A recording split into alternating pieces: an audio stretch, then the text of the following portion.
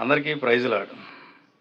కథ మొత్తం మార్చగలడు అని పాట పాడుతూ, ఆ పాటను ఆనుకొని దేవుడు ఏమైనా చేయగలడని చెప్పేసి అనేకమైన ప్రసంగాలు విన్నాను ఈ మధ్య.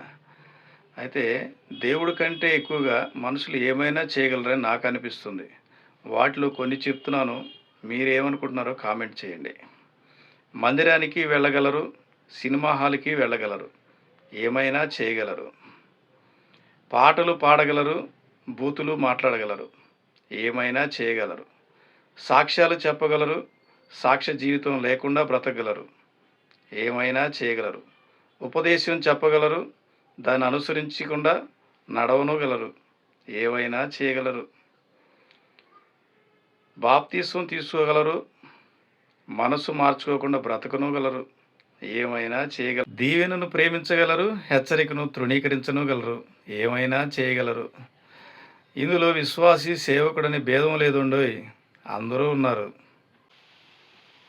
మరి దేవుడికే చేతగాని ద్వంద్వ మార్గ ప్రయాణాల్లో ఎవరు ప్రయాణిస్తున్నారో క్రైస్తవులకు తెలియదా? మరి దేవుడు ఏమైనా చేయగలడా? చేయగలడు. ఆయన నరకానికి పంపగలడు, కఠినంగా శిక్షించగలడు, సాతానుకి అప్పగించగలడు.